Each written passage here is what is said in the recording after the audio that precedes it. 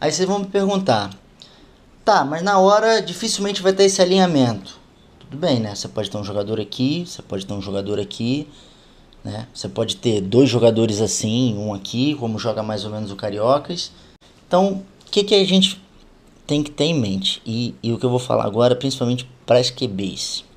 Aqui ferrou, né? Porque eu tenho dois jogadores fora do meu último jogador, tá? É praticamente impossível você correr assim, desse jeito, né? Não é impossível, mas vai ser um bloqueio muito mais difícil, né? E o que a gente vai fazer então se tiver essa formação maluca aqui? Por exemplo, o que o QB pode fazer? Pedir um motion desse tight end para o outro lado, ok? E se a defesa não se ajustar a essa nova formação, o que a gente vai fazer? Aqui é o center. A gente vai correr um Moisés Lua. Como é que fica o Moisés Lua? Abandona o último cara do playside. Agora a Lua, o playside passa a ser a esquerda. Esse seria o último cara do playside, ok? Esse cara vai ser abandonado. Então, provavelmente, o Tyrande vai deixar ele passar. Como ele está alinhado por dentro, se ele estiver alinhado por fora, melhor. Mas se ele estiver alinhado por dentro também, esquece ele e vai no próximo. Esse cara vai entrar. Os dois próximos jogadores, Playside Tackle e Playside Guard, vão responder pelos dois próximos jogadores. Então, esse cara vai empurrar esse para esse e sair no próximo. E aqui vai acontecer um outro combo também, de down block. Esses dois respondem por esses dois jogadores. Esse aqui vai pegar um dos dois, né, do backside, não faz tanta importância. Tem mais um bloqueio aqui. E esse vai seguir reto.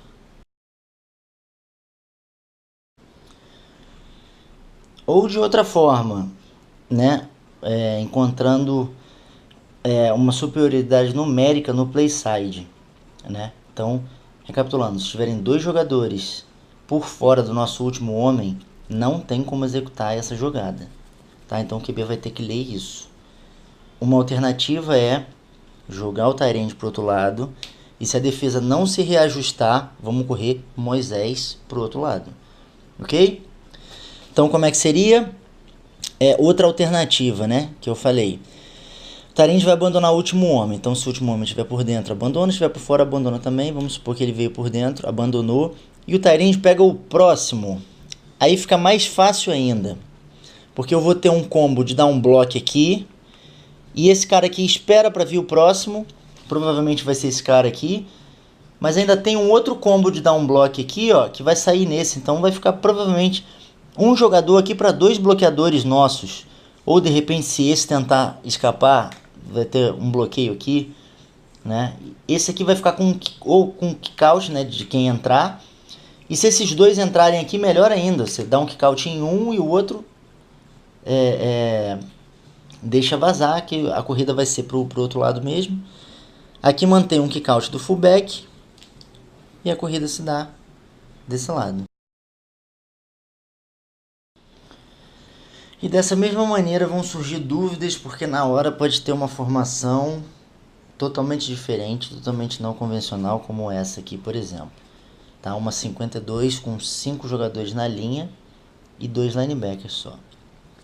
Se a gente for seguir o playbook à risca, e numa jogada Moisés Lua, a gente abandona o edge defender, tight end no próximo. Os próximos dois jogadores respondem pelos próximos dois jogadores. Os outros dois jogadores respondem pelos outros dois jogadores. E vai ter um kick out aqui. Ok? Então esse seria o padrão da jogada. E como é que esse cara aqui vai saber quem que ele vai bloquear? Ele vai ter que saber o bloqueio de todo mundo da linha. Ou ele tenta decorar, né, que não é a opção melhor, mas pode ser também. Então, esses caras vão responder pelos dois primeiros jogadores, quer dizer, pelos dois outros, né? Então, a gente abandona um, o próximo é do tight end, os outros dois, ou seja, o terceiro e o quarto jogador são desses daqui. O quinto e o sexto jogador são desses caras aqui. Então, se esse cara quiser saber quem que ele vai bloquear o quinto e o sexto. contando sempre do play side para o back side. Então, o quinto e o sexto, o quinto e o sexto, aqui vai ser o terceiro e o quarto, tá? Terceiro, quarto, quinto, sexto. E esse aqui tá em kick out no último sempre. Isso, repito, se a gente estiver jogando 7 jogadores contra 7 jogadores. Olha só o que acontece. Eu tenho 2 jogadores para bloquear 2 jogadores. Só que esses 2 jogadores deveriam escalar para um segundo nível, para um jogador que deveria estar por aqui e não está.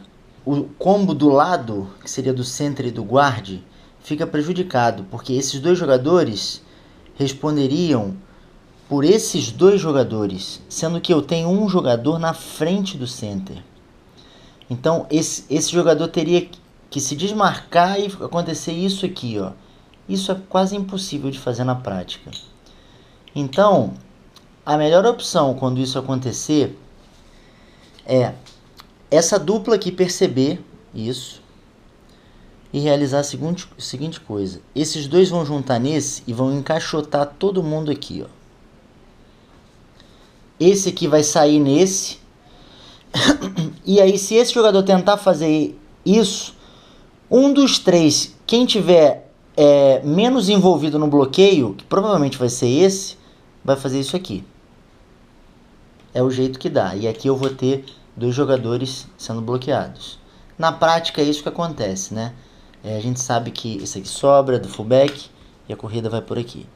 Na prática a gente sabe que não acontece tudo exatamente como a gente gostaria que acontecesse, né? Mas essa é uma situação para se pensar, quando o seu combo não tem um jogador claro de segundo nível para você bloquear, né? Isso pode acontecer, né? Principalmente numa formação com o nose tackle, com o jogador alinhado na frente do center.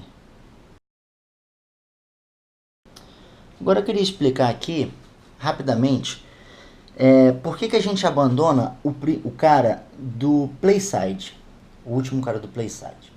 Porque se eu fizer isso, todos os outros bloqueios eu vou bloquear na direção contrária ao play side, ou seja, a jogada vai estar se desenrolando para cá e todo mundo aqui vai ser varrido para lá, tá? Quando isso acontece, a gente diz que esses bloqueios são em down block.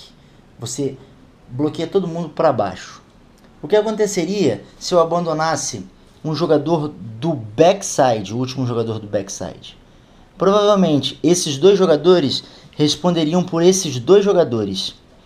Vocês conseguem ver a dificuldade desses 2 jogadores bloquearem esses 2 jogadores. E aí esses 2 jogadores vão ter que bloquear esses outros 2 jogadores.